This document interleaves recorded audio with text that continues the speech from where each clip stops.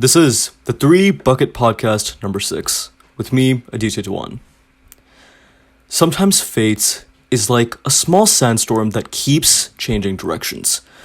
You change direction, but the sandstorm chases you. You turn again, but the storm adjusts. Over and over, you play this out like some ominous dance with death just before dawn. Why? Because this storm isn't something that blew in from far away, something that has nothing to do with you. The storm is you. Something inside of you. So all you can do is give in to it, step right inside the storm, closing your eyes and plugging up your ears so the sand doesn't get in, and walk through it step by step. There's no sun here, no moon, no direction, no sense of time. Just fine white sand swirling up into the sky like pulverized bones. That's the kind of sandstorm you need to imagine. And you really will have to make it through that violent, metaphysical, symbolic storm. No matter how metaphysical or symbolic it might be, make no mistake about it. It will cut through flesh like 1,000 razor blades. People will bleed there, and you will bleed too. Hot, red blood. You'll catch that blood in your hands, your own blood and the blood of others. And once the storm is over, you won't remember how you made it through, how you managed to survive. You won't even be sure, in fact, whether the storm is really over. But one thing is certain. When you come out of the storm, you won't be the same person who walked in. That's what the storm is all about. This was a passage from Haruki Murakami's Kafka on the Shore, and it illustrates how we must face our own internal demons, the storm within, before we can worry about eradicating the storms of others. It illustrates how, despite everything that we do, the storm must be faced. If we want to achieve anything of remote significance, we must walk through the hurricane that surrounds us. So, how do we do it?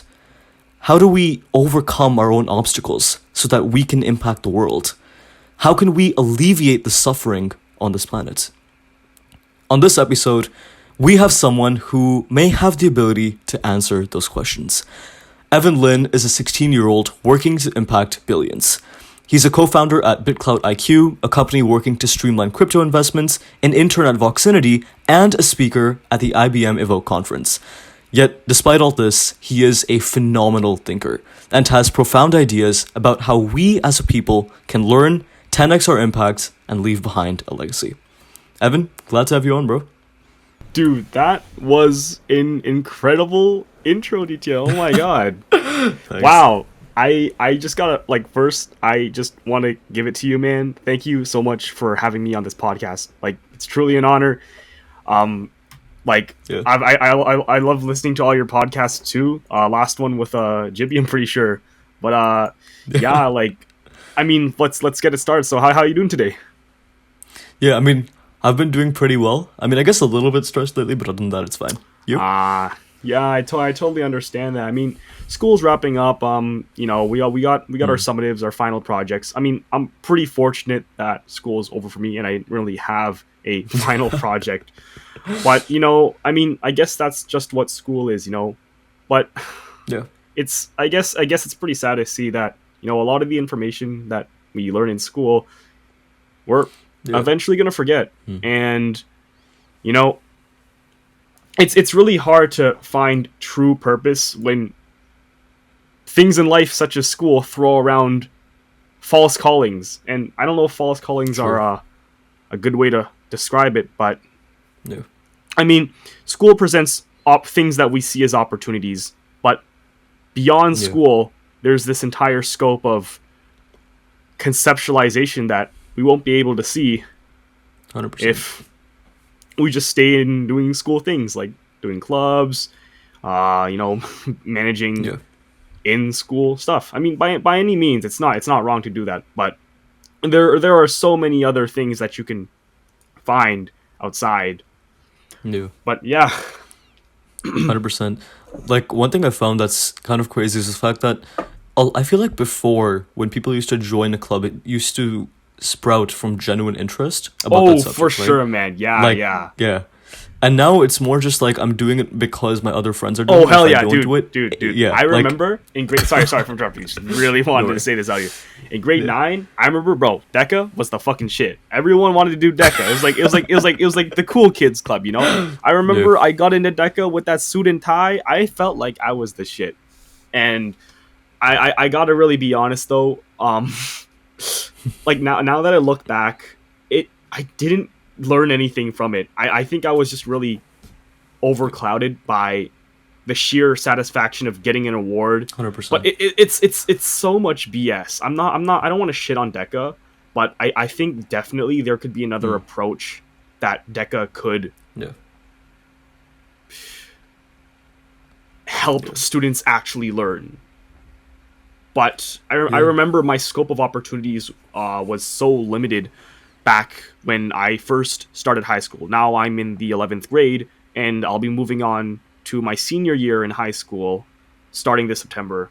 But just like dawning upon all these past memories, I realized how much of my values have changed since I've joined TKS. And just for reference, by the way, TKS is a program that Ditya and I go to, and so many other people in what's it called? Oh yeah, your podcast. But like, dude, it's an amazing program. I'm not shamelessly advertising or anything, but I'm just saying, like, this program completely changed my life, man. Yeah, bro, at this point, everyone who's listened to past episodes, like, every time there's at least someone saying something about TKS, like, it's not sponsored. No way. I swear to God, it's not sponsored. It's just we come from the same program, and I guess, and dude, like, you know, I wanted to get on this podcast because, yo, Aditya is an amazing person. Thanks, man. One of the most too. legit people I've met, ever. Bro, okay, that is a little bit too high of a praise, but you know what? Same to you. Like, okay, this man has literally started a startup with a couple of other TKS members. It's called BitClout IQ, and I guess that segues into my first question. Like, what was your motivation behind starting that company? My motivation. I mean, I think firstly, I just wanted to really get a feel of building startups.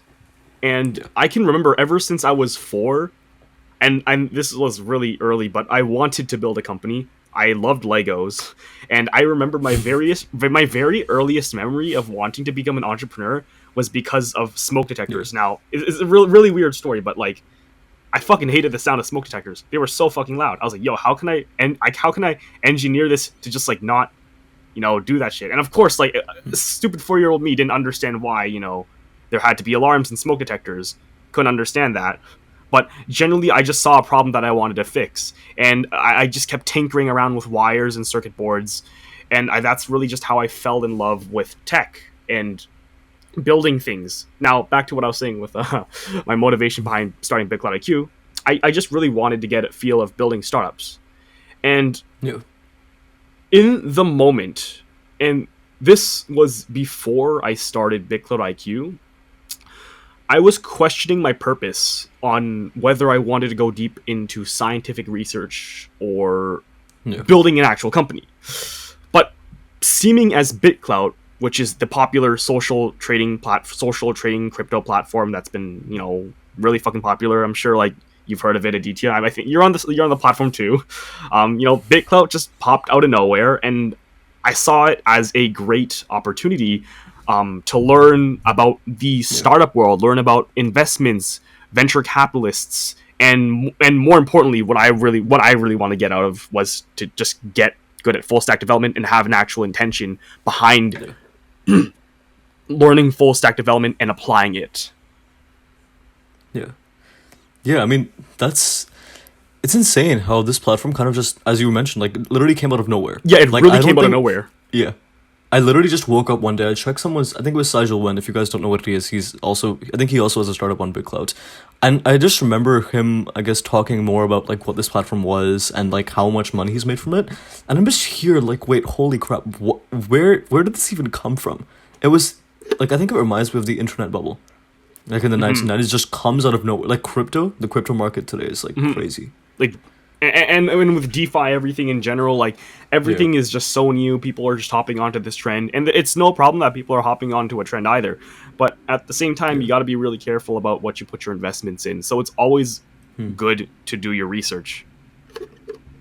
100%. Like, bro, the dot-com bubble that was in, like, the latter half of the 1990s, that was, like, obviously I wasn't alive then, but from books I've read on it, and some general things, like, people were literally throwing money at anything that had the words .com. And I feel like that's kind of the same thing. Like, once again, I'm not like an investor or anything, so don't take my opinion with a grain of salt, please. But like, yeah, it's crazy. Like, I went on BitClout, everyone has a coin, and without any prior research, random people are just coming up and investing to each other, and it's just like, okay, cool, but what part of this, it resembles the bubble so much. Like, you have anything to do with the internet, it's an investment. Anything to do with crypto, especially in the market today, like in 2021, it's crazy. And then you have people like Elon Musk controlling the entire Bitcoin market. Yeah. I mean, like, at first, everyone treated BitClout like monopoly money, but ever since a few days ago, they now have an actual off-ramping on blockchain.com. So, I mean, people are taking BitClout a lot more seriously rather than throwing their money around aimlessly, which is what I've done at the start too. Yeah. I'd say now I'm a lot more conscious of my money. Like, now I realize, holy shit, I actually have money that I have in my BitClout wallet, and I should be very careful on how I spend it or how I invest it. 100%. Yeah, that's an interesting concept, because it's like, whenever you introduce stakes into something, then suddenly you go from not caring to caring. And I feel like that's a philosophy that's in life as well. Yeah. Like, BitClout. What are some challenges you faced? Sorry, what'd you say? Sorry. No, you go ahead, I was saying, bro. like, okay. I was just saying, like, going off of your startups, like, obviously building startups is really hard. Like, for sure. Like, sometimes there are days that you just don't want to do it, and then there are other days where you just feel so super duper motivated that you're gonna pull up. You're gonna stay up really late at night, but there are gonna be days like that, and you just got to go with the flow. 100%. And maintain consistency. So, what are some challenges? Yeah. So, like, what are some challenges that you and your team personally faced working at this? Okay, so I think our first challenge. Hold on, let me think for a second. So, us as a team, the BitClout IQ team, I think our first challenge was really, actually, okay, I'll start off with a personal challenge, and I think, like, it'll be a little more appropriate, because I think I'll later get on that train of thought and then think of the challenge we faced on as a team. But learning new coding frameworks and really getting familiar to them, and this might sound obvious enough, but, like, I mean, the learning by doing part was really hard, and I was never a good coder, and I had a hard time grasping onto a lot of logical concepts. I was mainly a front end developer, so I did a lot of the designing, and I built out parts of the front end. So basically, the parts where the user interacts with the website. Eventually, though, I realized if I wanted to, commit 100% to the company, I got to really understand everything that's going on. Yeah. So I got learning more into like databases, more backend development, and honestly, I would not be where I am today, like, with my team. I've been pestering them with questions. I've been really trying to make sure also I've been intentionally thinking of good questions too, because again, you got to train that figure out mindset. But honestly, it is really hard, and I won't say it was just hard before. It's still hard now. I think you just got to continuously push through these challenges, and once you kind of remain a sense of consistency, then everything will become a lot more easier that way. Like, definitely. Yeah. 110% consistency. Yeah, that's one thing I never really grasped my head around. It's like, if you work intuitively, if you're someone who's working 12 hours a day, right? That seems amazing. Like, oh, you can get so much done, whatever. But then what's interesting is that when you burn out, like, eventually you can't really maintain that, right? Happens. That happens. Yeah, you're literally just going to crash and burn. And then what's interesting is that you'll be out. Let's say that you work 12 hours for 2 weeks, right? And then you didn't work anything for the next 2 weeks because you just burned out and just died. What's interesting is that someone who's working maybe 3 hours would probably... Wait, let me just do the math here, right? So if you have, let's say, 12, and I'll assume a business week, so 12 times 5, that's like 60, right? So you'll have 60 hours from 1 week, but then nothing for the other week. Whereas someone who's just working 6 will also have the same time, but they'll have the added benefit of increased mental health, which is just crazy. Like, consistency can make or break like even companies. Oh yeah, for sure. Like, which is just mind blowing. And one thing I've been actually doing recently is like I've been completely reorganizing my schedule and how I time block things. And here's just an example. So before, when I'd work on IQ, I didn't have an intention on how long I'd want to work on it. Like I just think, you know what, maybe I'll work on this throughout the whole day, or maybe today I'll work like on it for, you know, a couple of hours, not really sure. But now I give myself like, let's say 4 hours to work on it this day, or 7 hours to work on it this day.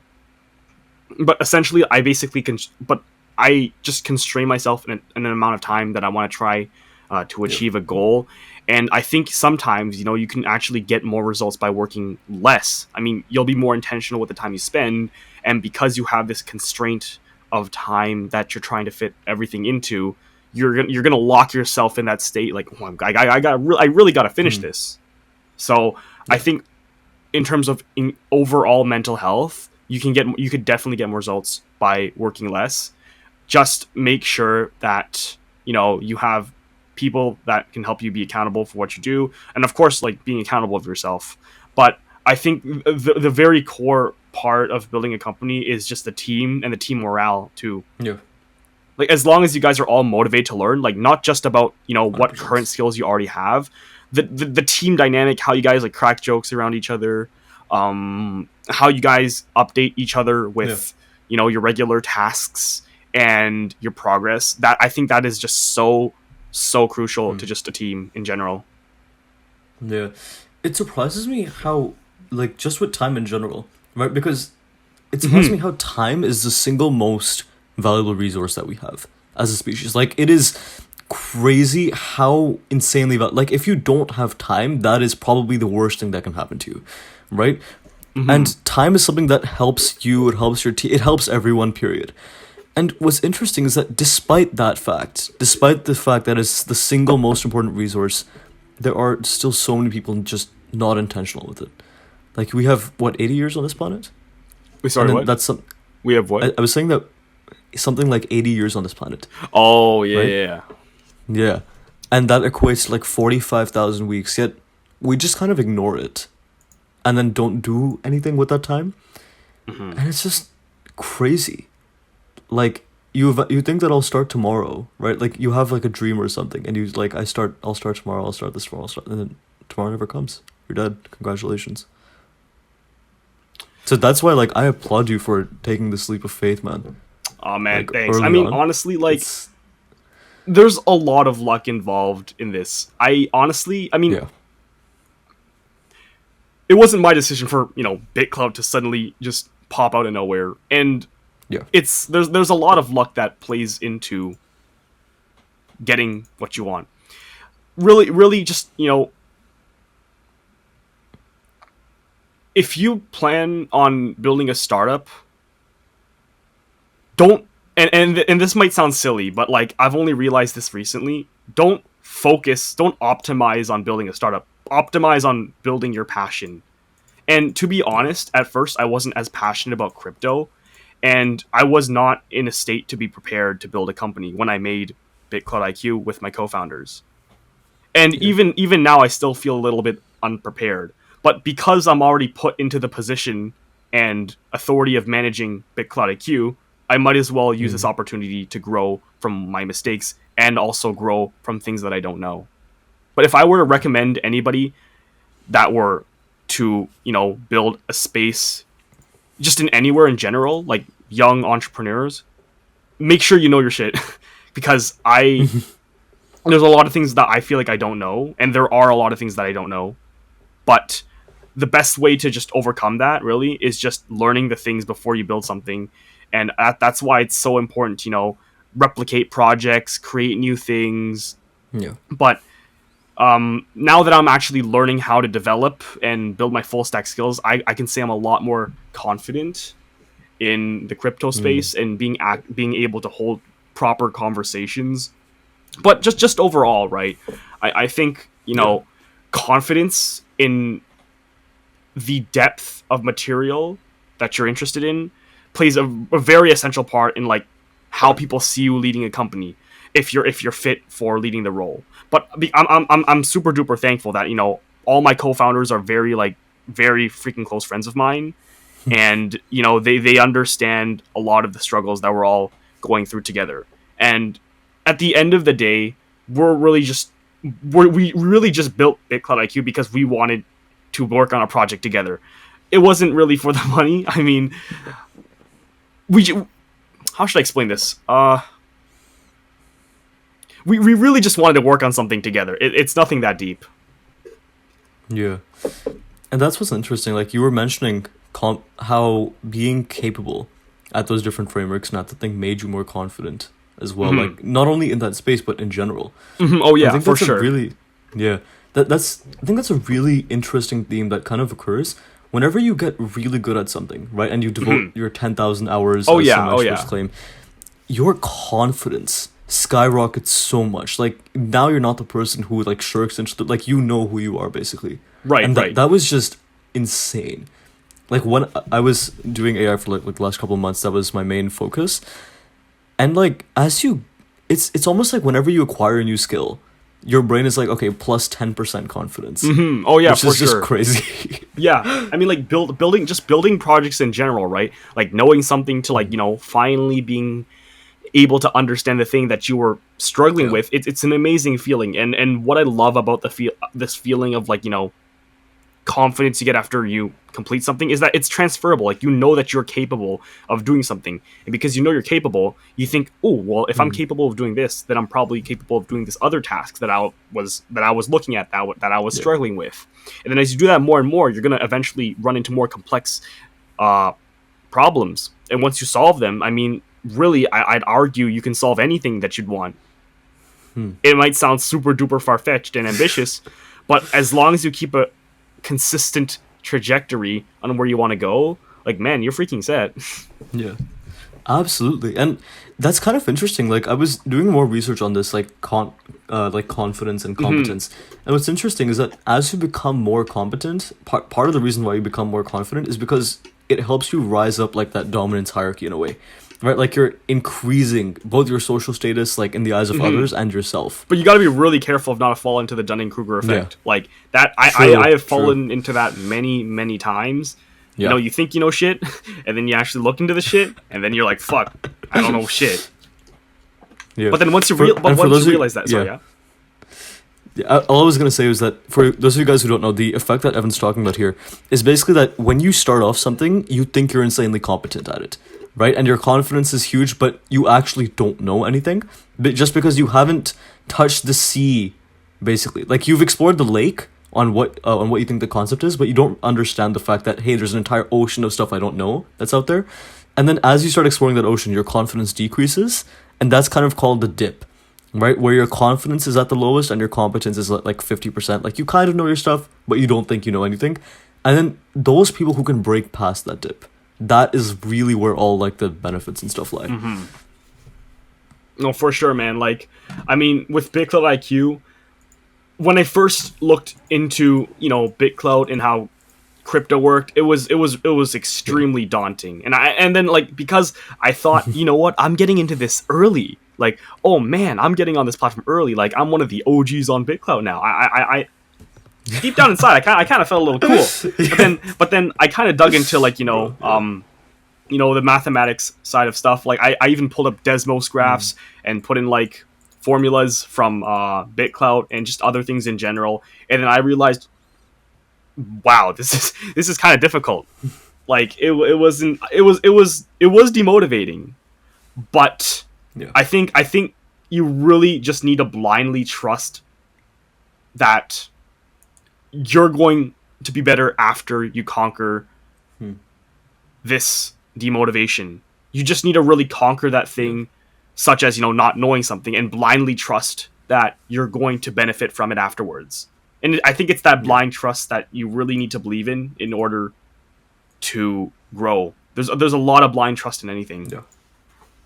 You need to have like a faith on both your abilities and the fact that, hey, what I'm doing might actually work. Do you think that it's that like unknown variable? The fact that you don't know if you're going to succeed or fail, that kind of gives you the purpose of doing it. Like, that gives you meaning in life as well. Wait, could you repeat that question again? Just really want to digest that. Do you think that it's the struggle to achieve what you think is worthwhile that really gives life its purpose or meaning? I mean, think about it this way. Would you want to watch a movie without any traction? That's true. That's true. You need traction for it to be good. It's like short doses of dopamine. Like let me think of an example.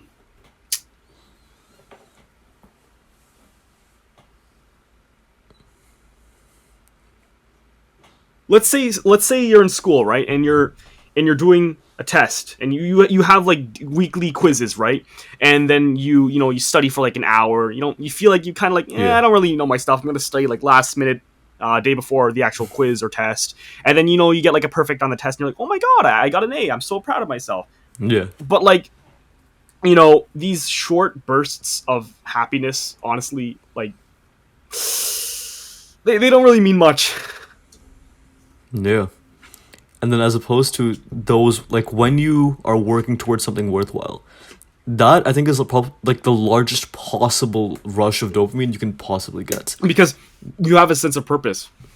Once you figure out, like, you know what, I want to conquer this thing, and like one thing, right? And then you really just want to conquer that entirely, then the rest will become so much more simple.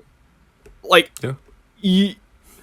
I can't emphasize how important it is to have a direction and to have a purpose in life. Like, just with school in general, like, if you're handling, like, whether it's like 7 subjects or 8 subjects or like even beyond that, because I know some of my private school friends have way beyond 8 courses just in their entire year. It's crazy. But like,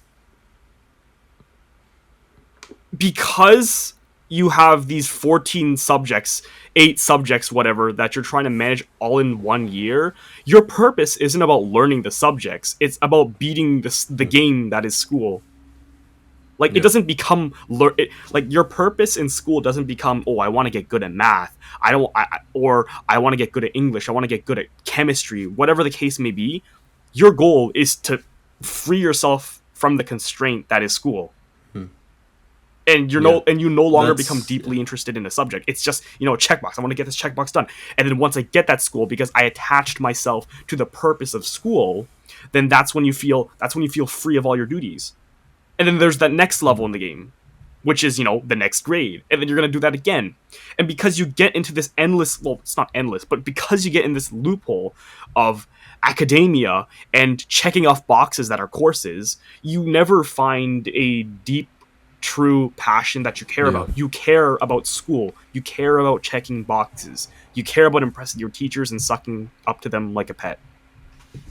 And that's what you learn. That's what you learn. That might be a little too far, but like, I've felt at times that I've had to become a teacher's pet in order to get good marks. I mean, I think everyone has experienced this, and you've probably seen students become teachers' pets in order to get higher grades. I mean, you gotta do what you gotta do sometimes, but don't be a dick about it. I mean, that's a very blunt way of putting about it, I think that what you're talking about is really like a signal of a kind of deeper theme, which is the fact that I feel like once again, this is not all, right? I can't obviously generalize that, because there are obviously some really good ones, but I think that the problem is that some of them are outcome focused, whereas life is more process focused, right? Like I'll just put it into context for a second, right? So when you're doing something, right, there are 2 reasons that you can be motivated for doing it. One is that there's a desirable outcome. Like, you know what, let's say you're working towards starting a company, for example, right? One thing that's good is like, wait, I might become like a billionaire or something. Yay! That's kind of like the tiny dopamine rush, right? It's because like you think of like the end goal, you think of the peak of the like climbing a mountain, right? You think, like some people want everyone loves to see the summit of a mountain. This is just a metaphor. This is just like, a metaphor, right? But not everyone's willing to actually climb it to see the peak. True. 100%. And what's interesting is the fact that you can't control whether you're going to make it to the peak, right? Like if you're starting a company, or actually I'll give a little bit more nuanced example. Like if you're, let's say, in school, right? You can't necessarily... Actually, I shouldn't give the example of school because that's the opposite. But what I'm saying is that if you're working on a project, right? Let's say you're on a competition, and you're basically trying, like we were creating recommendation decks for the United Nations. That was insane. Yeah. The thing is, you can't control whether your deck is accepted or rejected. Like that is firmly outside of your control no matter what you do, right? So whenever you worry about that, you're basically worrying about something that you can't control. You literally can't change it in any way. You can influence it 100%, but it's not something directly in your control, right? So that's what being outcome focused is.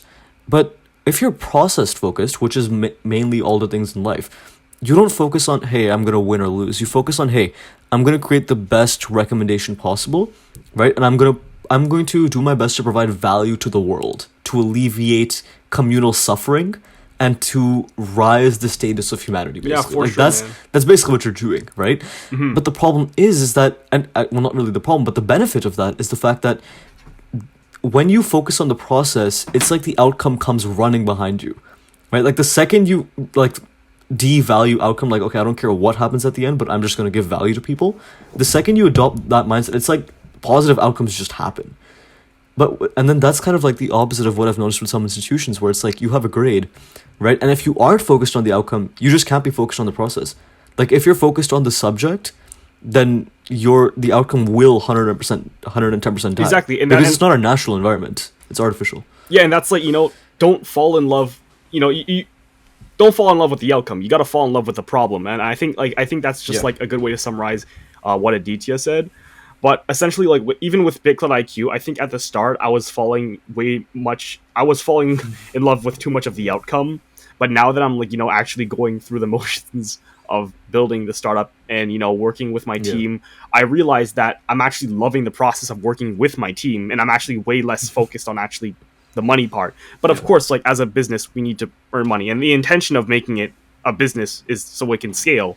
But generally, I just love working with my team, and I genuinely want to make an impact. But BitClout IQ isn't really my end goal either. But I think it's a great stepping stone for me to get into startups and for me to get some sort of, I guess, reputation for, let's say, if I wanted to get some funding on my next project, or even just in general, the experience, man. 100%. Here's it's actually something funny I've noticed. Like a lot of what you're saying are like precursors to general philosophies, right? Like what you were saying is like, I'm doing it a stepping stone to like bigger companies, and it's like it literally struck a chord with me, which is like, hey, it's literally like it struck a chord with me, which is like, hey, you're deconstructing a larger goal into small elements, and then you're executing each element to perfection, which is like one of the main philosophies for achieving. Interesting. I didn't actually conceptualize it that way, but now that you put it into words, like I kind of see what you mean. It's interesting. I mean, like I hope anything that I'm saying is like not too informal, but like I'm honestly just like being myself. I don't want to give an artificial vibe or anything. Like, dude, I mean, a lot of the things that I say are really just I've thought about them before, but I really just try boiling them down into super dumb. It's dumbly explained, but still getting the message through. And I think that's what makes things conversational. That's the best way to communicate, though. Yeah, but that's like the best way to communicate too, right? Like if you can take a hard concept, explain it stupidly, like not stupidly as in explain it badly, but explain it like in a way that anyone could understand. Like that is so important. There's no point in using fancy. Like that's actually one thing with institutions as well, which is like I feel like a lot of times English in those essays, institutions man. you're kind of rewarded. Oh my god, Fuck that like shit. they're definitely interesting. Like they're definitely interesting. Like they teach you a new way to think, in my opinion. Like I personally found my writing skills have grown, but I feel like the difference is that there it's more just like explain it elaborately and go really deep on subjects, which is obviously important independently, right?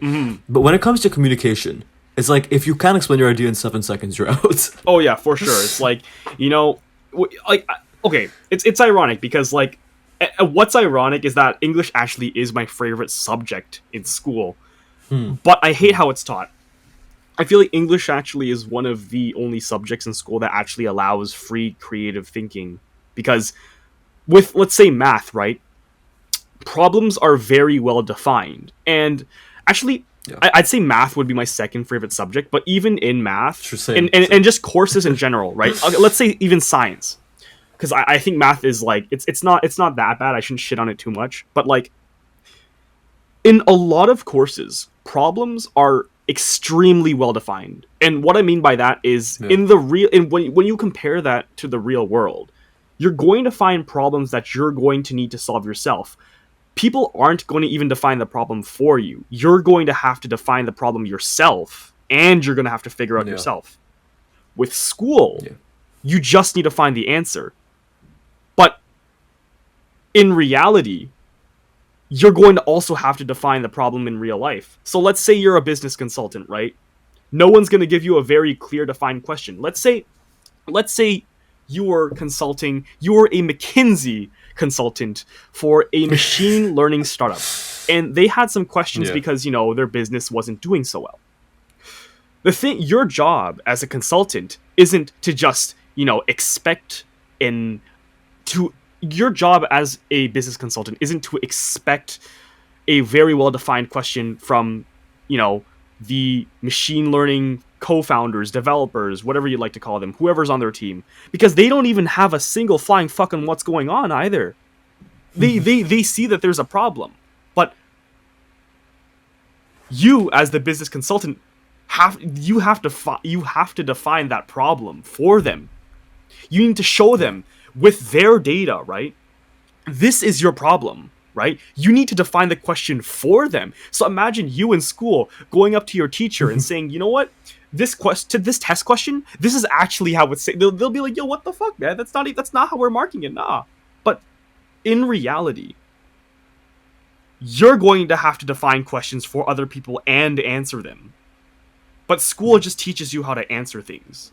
And I think that's the very most low-level explanation I can give for why school doesn't teach you to think deeply. It's just because they already give you a very well-defined question. And I think everything from just having very well-defined questions, boils down into other problems about the education system. Not being able to think freely or have many opportunities to figure things out. Yeah. It's just because things are too well defined. That kind of relates to what you were talking about earlier as well, like about consistency, is the fact that a lot of the times, like I'm just entering my internship basically, like my summer internship. It's at an ML company. Okay. Where's it? Let me search it up. It's at it's at actionable.co. So How the point there basically is that actionable.co. It's just actionable.co, right? So what I find Sorry. Thanks. Yeah. But what I find that's interesting is the fact that even there, like what they're basically asking us to do is that, hey, here's a problem, right? They're not saying here's a problem. They're giving us the high level problem, right? Like, hey, there's something we want to improve. There's something wrong.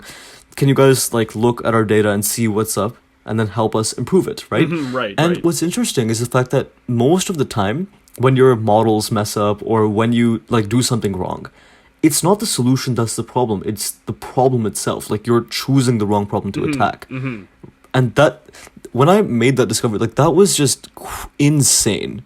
The fact that when you choosing the right problem is the most important part, and that's a metaphor that can be extended to life as well. Oh yeah. Choosing the problems that you tackle is what gives you the meaning, not even the solutions. Like it doesn't matter if your solution is right or wrong, because if you just keep trying again, at some point you'll end up at the right solution. But if you choose the wrong problem, you'll never end up at the right solution. No, you're completely right on that too, and I think it ties in really nicely about with the thing we just discussed earlier. What was it? Yeah. Did I have my memory is not the best. I like we like the school thing. Yeah, the school thing, Yeah. like, and how problems are too well defined. And the thing is, and then I just love like how you just connected.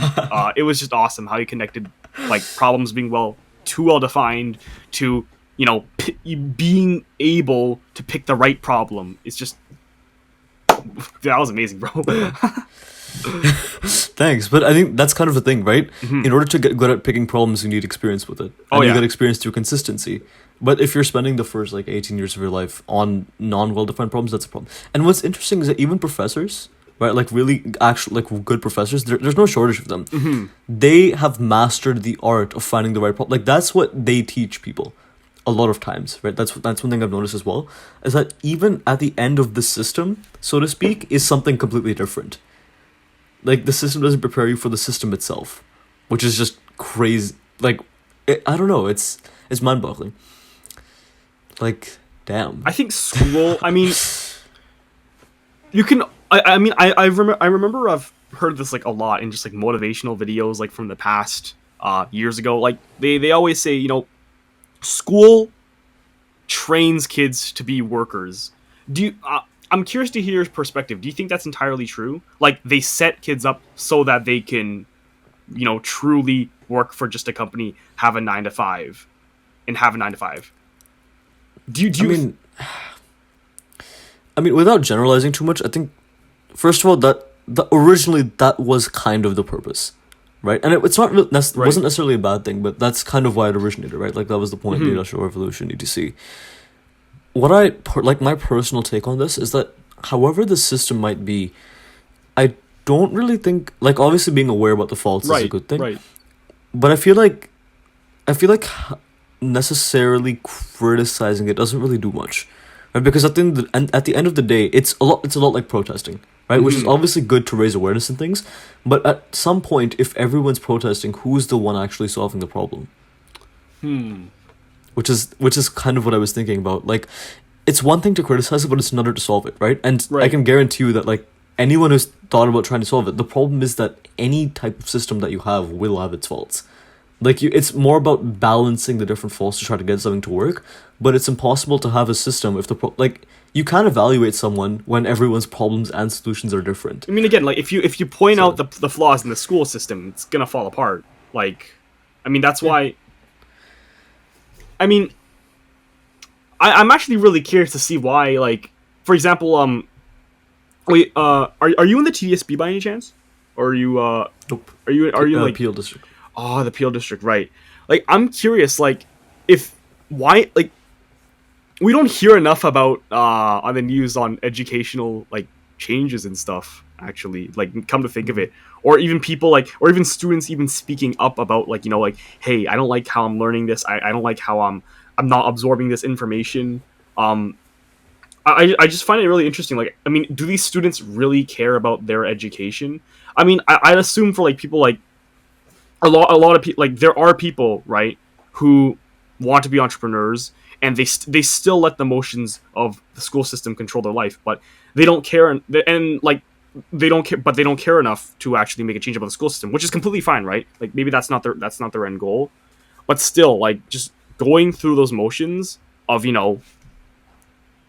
hating school, right? Knowing that you have a deeper purpose that you want to attach yourself to, but not changing the school system. I think to me, I feel like the people who experience the school system, a lot of them just don't want to change it, because the people who are fine with the school system, right? They still stay into it, but the people who have already realized that, the school system is, not really it, insert controversial opinion, they've already found a deeper purpose than to revolutionize the system, which is why they don't choose to do so. Yeah, that's kind of like an interesting concept. Like, what I kind of find is that it's almost a way of not taking ownership. I think that's probably the biggest problem with blaming any sort of external thing, is that it's like, there are two possible ways that you can go, right? Like, if you're blaming, like, if someone, like, blames school or something, right? There are two possible ways that you can take that. One is that, okay, cool, here's a problem that we can fix. That's a goal for our society to fix. And what I'm going to do is that I'm going to increase my competence to a point where I do have that power and influence to actually make a change, right? Because the thing is that right now, like, we're all kids, and yes, obviously kids can do some things, but the point is that you need to increase your competence to a point where you actually know what you're doing, and you're willing to, like, listen to all perspectives, whatever, right? That's one way you can go about it. But I feel like the far too common way that people usually approach it is that, like, they kind of blame their life's problems on that system, which is obviously, like, not something that would be good. Yeah, like, I mean, like, I think it all comes down ownership. to, like, whether you've taken action or not to your circumstances. Like, 100%. if you are complaining about the school system, but you haven't shown a result on what you've done outside of the school system, I don't think it's justifiable that you're complaining about it. Yeah. Because what else have you done to show that this is not valuable enough for you? Let's give university as an example. I think university is a great experience for people.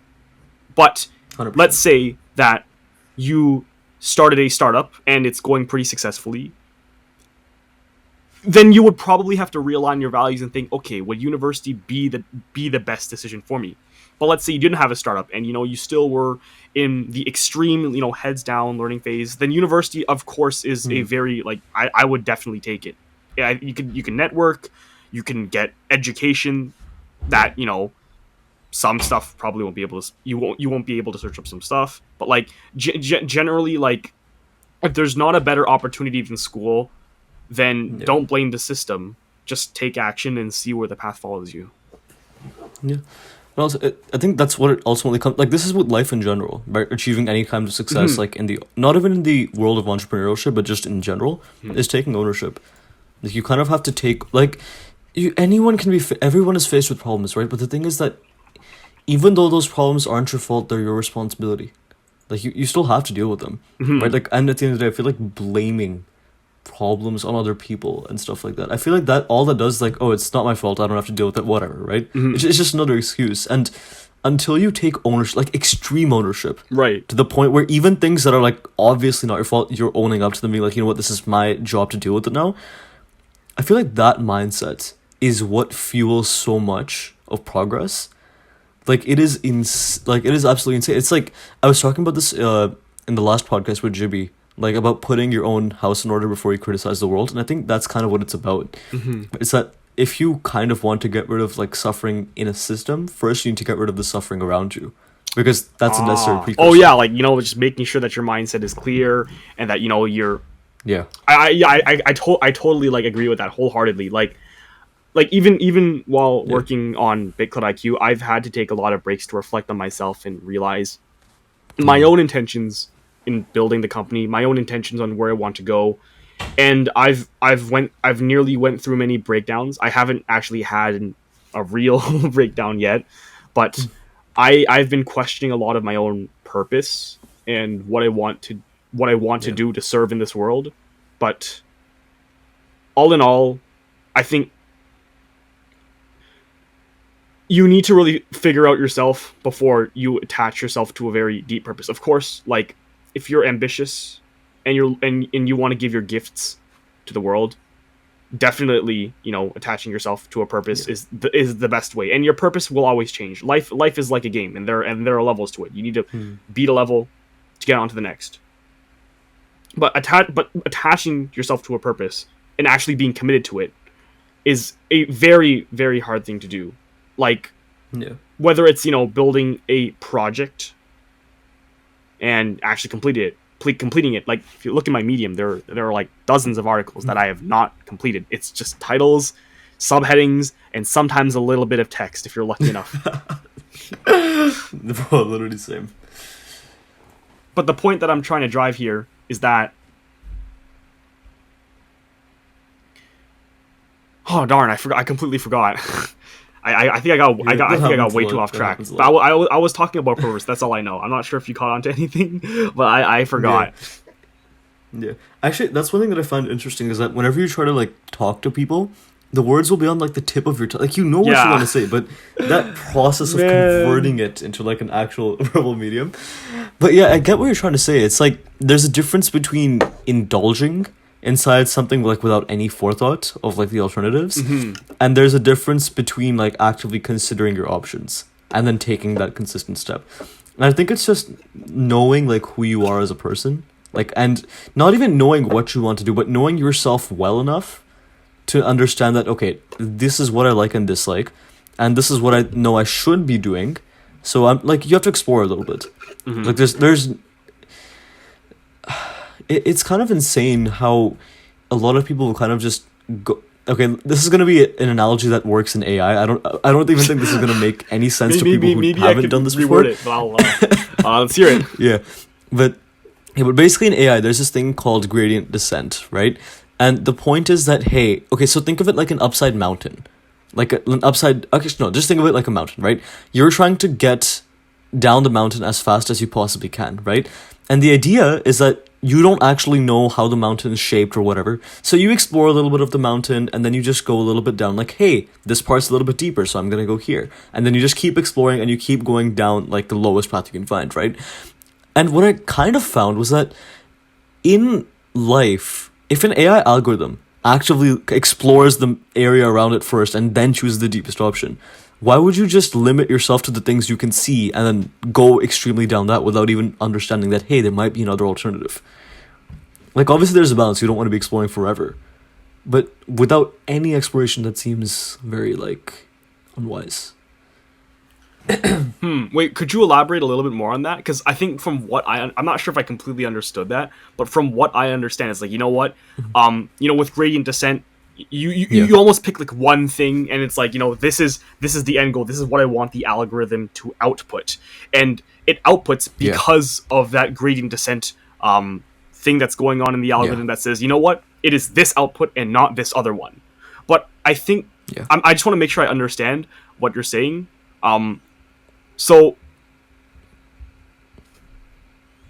I think what I understand is that why settle on this one option when there are other options?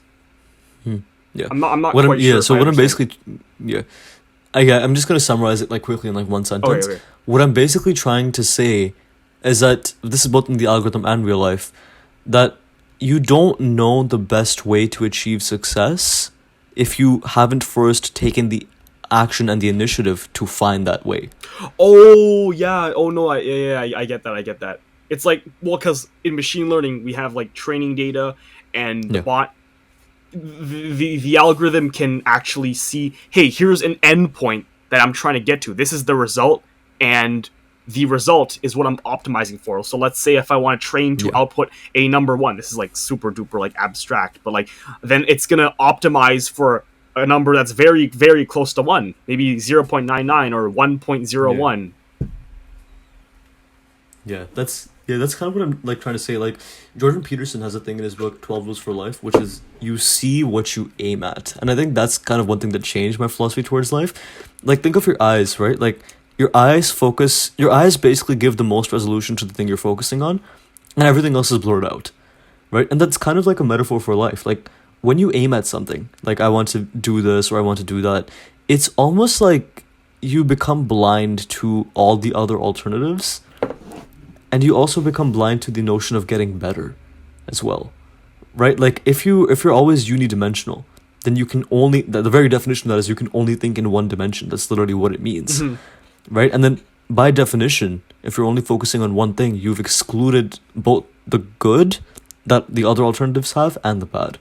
But then at the same time, you can really focus on that one balance. Thing. Yeah, I guess. Yeah. And I think that's why balance is obviously critical. Oh, yeah. Like exploring just enough so you know what's out there and that you can decide whether it's worth your time to pursue, but also not indulging so excessively or like not indulging at all so that you don't even know what's out there. I can relate so much with when I first started AI in like November. Oh my god, I was exploring everywhere thinking, oh my god, where should I get started, how should I start learning? And I was so focused on learning the math that like I wasted an entire like month, half 2 months just like thinking, oh my god, how do I get started? I want to make a proper roadmap, and I just like I never did until late November. And then I realized, wait, hold on, I wasted so much time. I mean, with AI, there's just a lot of implementation. I think, like, a lot of people, when they get into AI, and I think I'm getting a little off track here, but I just want to make sure that I stay on track with... I completely forgot what I said earlier. Wait, what were we talking about? I said, I'm going to make sure I stay on track, and then as soon as I said that, I just forgot. Yeah, so you were basically talking about, like, how you were learning in AI. And then how you were wasting time. Wasting time and how I was like exploring like different things about AI and how to learn. So because I was like exploring so many different ways on how to learn, like I was so focused on creating the optimal path that I just like I didn't do it. And as a result, I wasted like so much energy and so much time that I could have used actually building shit. But because I was so focused on like, how would I tell other people how I learned AI, like I was so focused on like showing people how to learn, and like if anyone asked me how'd you learn AI, I'd say like, oh, I first did this, first did that, and then next did that. But in reality, you can learn. There's no set path, like, and just don't focus on like all the other options. Just do one. Interestingly enough, I actually had this meeting back in like November, right? And it's a really interesting story, and it's not really a story, but it completely changed my perspective on learning.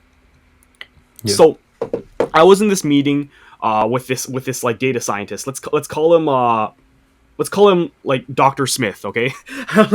So anyways, Dr. Smith, right? Like he was a very experienced data scientist. Never touched machine learning before, like a couple decades ago. But about like, 5 years ago or something, like keep in mind he is a very experienced statistician, did a lot of like data science with other stuff before, but never touched into machine learning. Back like like 5 years ago, there weren't like a lot of books on deep learning or neural networks or very like familiar things such as TensorFlow or PyTorch that we're familiar with today and that we can use for recreational use anytime. Yeah. But because there were such limited resources in books, there were only like about 3 or 4 main books that he could have chosen from.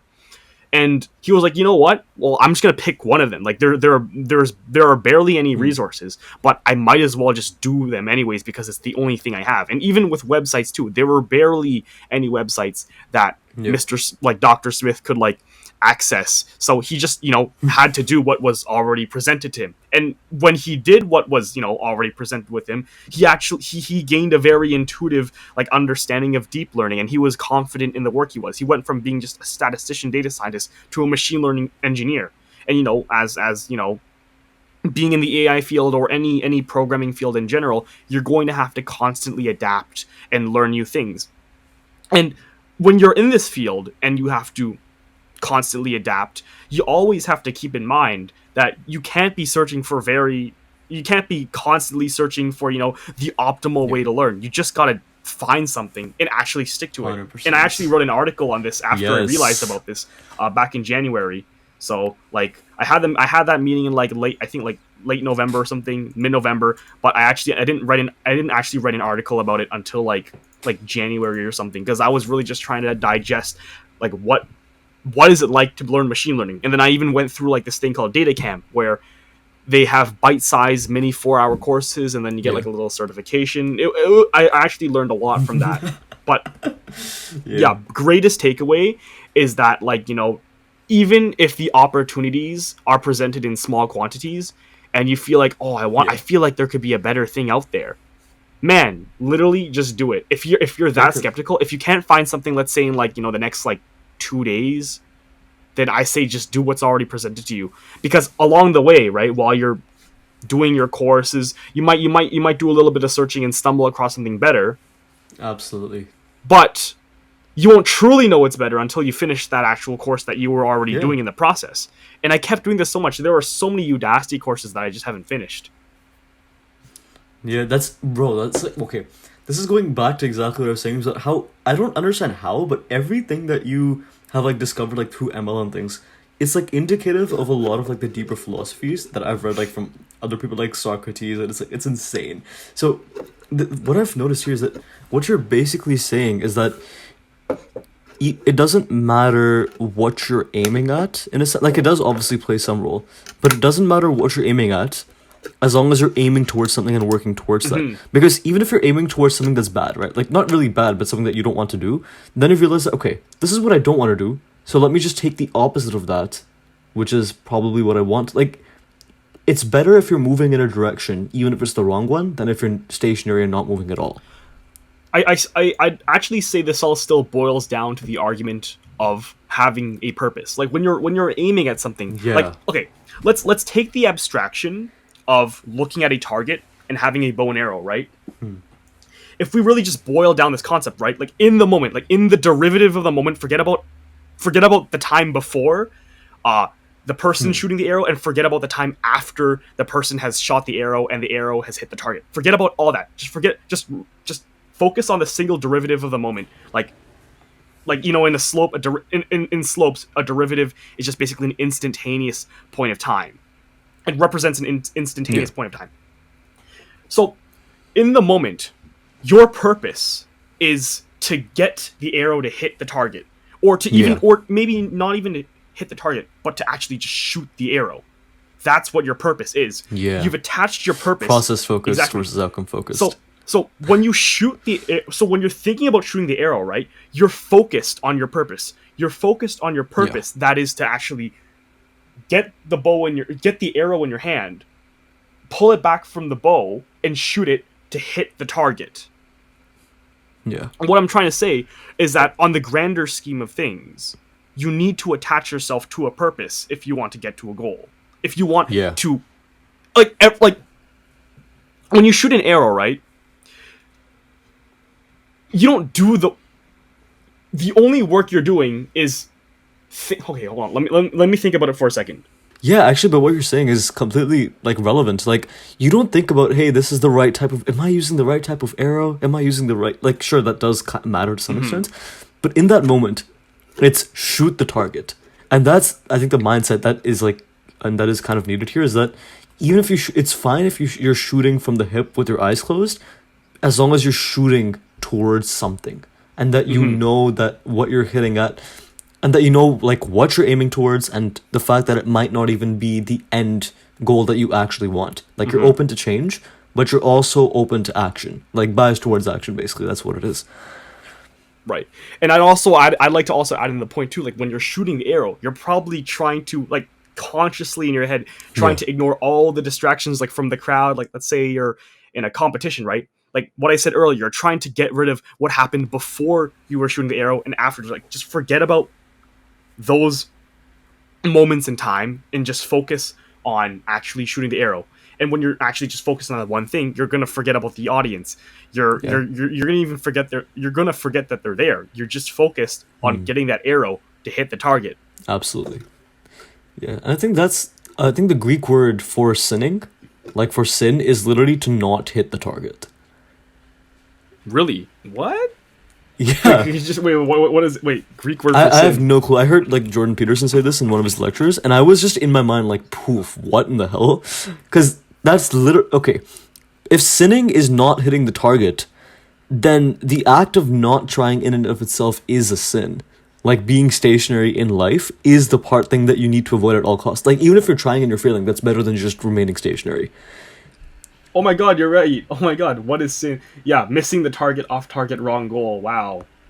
Yeah. That's actually really interesting. Yeah, I mean, credit goes for Peterson to that, but holy, like, it's just crazy. Like, a lot of people today, I feel like, are so paralyzed by options. Like, before it was like you don't have any options, right? And the lack of options was the problem, like a couple thousand years ago. But now it's like you have so many options that is arguably a worse problem. Because when you don't have options, there's a clear course of action. Get more options. But when you have so many options, what's the path there? Like, cut the options? Increase suffering? Like, it's just so much more difficult to navigate yourself in that kind of context, that the people who do learn how to do that, how to choose, and then go with the course of action, set a goal for themselves and do it, are the ones who end up becoming the most valuable. Become like the, the Jeff Bezos and the Elon Musks of the world. yeah. For sure, man. Yeah. So I guess just like going off that, like, what are some of your goals for the future? Like, we've talked a lot about targets. Like, what are some of the targets that you have in your mind? So, I mean, at the moment right now, I just want to scale BitClout IQ beyond just BitClout. And it's not going to be called BitClout IQ. It's probably just going to be called IQ. We might even rename the company. But as of now, we just want to focus on getting one feature out. Yeah. And it's basically it's called CopyClout, and it's a copy trading feature that allows people to copy the trades of their favorite investors, and we get this data from the blockchain, the public blockchain. So everything's all public, nothing's private. So we can get this data, and we can help people make trades automatically based on their favorite investors. So and we'll do this through some sort of like ratio algorithm formula. We haven't really decided what would be the best fit for that. But at the moment I'm working on that with my co-founders. And honestly, like it's a really fun experience too, to just like figure out these complex problems and also look at existing platforms who have done so. Yeah. But in general, after we get this feature out, we're planning on scaling BitClout IQ to become something beyond BitClout. So for example, like the Ethereum network, we're probably going to dabble into that market, and other tokens as well. But I'd say after IQ, and I'm thinking, hopefully we can get acquired, or, in maybe like a year or year half. Not really sure. Haven't thought that deeply about it. But eventually, I do see a time where I'm not going to be working on BitClout IQ, and at that time, I'll probably be dabbling more into scientific, and theoretical exponential tech. But my ultimate goal for the future, like the ultimate goal that I really feel passionate about, that really resonates with like my purpose in life, is to build a research and development company for theoretical exponential technologies. Damn. So like something like invisibility or teleportation. Like I'd really love to get into like those sci-fi type technologies.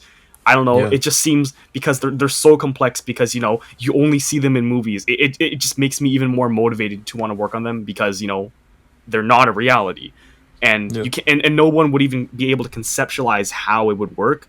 It's just something so challenging that I'd love to work on it. Yeah, that's wow. I just realized like that's something that I think I would want to do as well, because it's something about just letting your curiosity run wild. Right, like once you have enough resources, once you've like have that social status and everything, then it's like cool. I don't actually have to do anything anymore. So let's just do what I'm curious about. Everything. Like I feel like, and this is the thing about scalability with a company, right? Like you want to expand as much as you can, and I do want to focus on one thing, like teleportation maybe in the future, and how that would work. And again, like teleportation isn't something that I strictly want to do, but it's that caliber of of theoretical exponential tech that I want to get into, 100%. Such as teleportation or invisibility. Like it's just that caliber and that level of conceptualization. When you automatically think like sci-fi tech, you think of like all these things that you wouldn't be able to conceptualize how they're humanly possible to make. That's the stuff I kind of want to get into. And then I'd probably dabble into one thing, get super deep into it, and then have a bunch of researchers work alongside myself. Maybe have some co-founders, make a company off of that, and then maybe with scalability, I could also dabble into other stuff like, just a lot of different things. But eventually, like a research and development company for like theoretical exponential tech is something that I'm super interested in, because it's just new, and like you don't think about you don't think too much about the money. Like you just think about what you're falling in love with. Like again, I still come to think like I'm not. Am I really falling in love with the problem? Because because I'm thinking, well, this is the end result, but I think that there's still a lot of thinking that I got to do with whether optimizing, whether falling in love with a problem versus like falling in love with the product makes sense. But maybe something like teleportation is a problem and an outcome in itself, because you gotta travel a plane to get to other places. You gotta, and let's say like even planets. Like what happens when us humans have fully inhabited the Earth throughout everywhere? Like how are we gonna get on other planets, and how are we going to transfer and how are we going to transport other people to get to other places? Maybe if we could figure out this problem of teleportation, then we could really think moonshot and think and realize, hey, we could solve overpopulation with this. And then it's just all about thinking, how can I increase the scope of my impact of this product, of this solution, of this theoretical thing. And I think that's ultimately what matters. Just the fact that you're impacting people, you're working towards some goal. Like Sisyphus pushing that rock, that burden up the hill repeatedly only for it to fall back down. Yeah, and honestly, you know what? I think it's amazing. Like, it doesn't matter, I think, what your end goal is, but the important thing is that you are shooting at a target. Like, you know that, hey, there's something out there, and I'm going to prepare for it, and that you're iterating at it. And I think that really is what matters in life to give someone actual meaning. And you know what? I think that's, for sure, man. Yeah, I honestly think that's like a perfect place to end off. So, for those of you guys who are sitting there listening, find something to aim at. It doesn't matter what it is, how trivial it is, just aim at something. Just do it. Yeah, try really hard at one thing. Find yourself a deep, just find some sort of deep purpose. 100%. Yeah, and don't even worry about whether you found it or not. The first thing, not necessarily the first thing that comes to your mind, but after a certain amount of time, just go for it. 100%. Just hit that pedal and accelerate towards your dreams, even if it's not the right one. Because then you'll realize, hey, this is wrong, so this is obviously what I need to do. This is what's right. Evan, thanks so much for coming on this, man. Wait, hold on. Can I just say one last word? Just one last word for the audience. And so I just want like everyone to hear, like, just make sure you actually know your deep sense of purpose in this world. So and just really attach yourself to this purpose. And the universe will give you signs on really where to go next. 100%. Yeah. But really, like, nothing will happen unless you take action. And once you do, directions will naturally present themselves onto, well, I've been mentioning this a lot, but the next level of the game, that is life. Yeah. You have to keep fighting the battles in order to win the war. Well said. Yeah. Thanks so much for coming on this, man. This was absolutely amazing. Love this, bro. All right, man. Yeah. So, to you guys, and if you guys like this, I guess, like, subscribe or whatever. I don't really know what to say at the end of these kinds of podcasts. Like, asking for subscribers and likes is like, it's like, everyone does it, but at the same time, it's like, nah, whatever. Just give value. Screw the outcome. Just you know what? Just hope you enjoyed it. Yeah, man. Yeah, anyway, have a wonderful day, bro. See you. All right, see ya.